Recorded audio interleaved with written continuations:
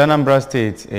anatago ngwa enyemaka na mkpụrụakụ dị iche iche si n'aka otu nnọrọ onwe akpọrọ Whitefield Foundation maka ndị uju mmiri kpara aja aka na Anambra State. Gọvanọ Chukwuma Soludo nabatara ngwongwo ndị ahụ ebunyere ya n'ụlọ ọrụ Anambra State Emergency Management Agency SEMA dị n'Awka. Onye nta aka bụ Ngozi Obileri wetara akụkọ ịga n'ugbu a.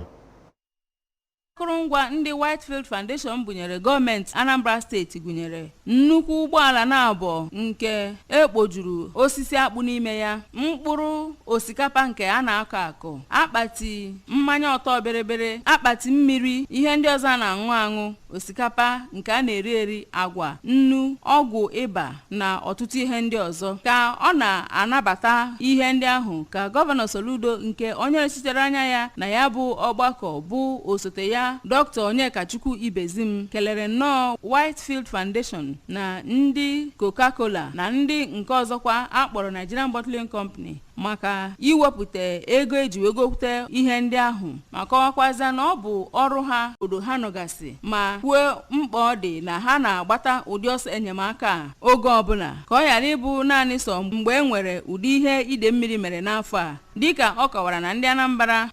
na-atụnyere ndị Coca-Cola oge niile, Gọvanọ Soludo jizi ya bụ oge wee too ndị niile nyere aka, ma ndị otu ma ndị mmadụ dịgasị iche iche, ma kwezie nkwa na ha ga-agba mbọ hụ na ihe niile ahụ ebutere bụ nke a ga-enyegasị ndị eji maka ha wee bute ya. Kpee ekpere ka ụdị ihe dị otu a hapụkwa ime ọzọ. Na Mmiri ka ọ na-egosi Gọvanọ Soludo ụmụ ihe ndị ahụ ebutagara, ka onye ji ọkwa dịka Executive Secretary nke SEMA bụ Sir Paul Odenigbo kọwara gọvanọ atụmatụ ha ji n'ikesasị ya bụ akụrụngwa ebukọtara, ma kọwakwazie na obodo niile dị na ụkpụrụ ọchịchị ọgbarụ na Awka North bụ ndị buru nke ha ya bụ ụbọchị ahafere ihe ndị ahụ n'aka gọvanọ, ma kọwazie na ha ga na-eme ya otu ahụ ga-enye na obodo niile ya bụ ide mmiri mebiri ihe ha enwetasị oke nke ha. Onye ji ọkwa dịka Chief Executive Officer nke Whitefield Foundation bụ Oriakụ Femi Johnson nakwa Nwaamaka Onyemelukwe bụ onye ji ọkwa Director for Public Affairs, Communications and Sustainability nke ndị Coca-Cola kọwara na ha bịaburi na Anambra oge ya bụ ide mmiri na kpamkpamkpa, jiri anya ha hụ ihe emere ma nọdụzie n'oge ahụ wee kpebie na ọ bụ Anambra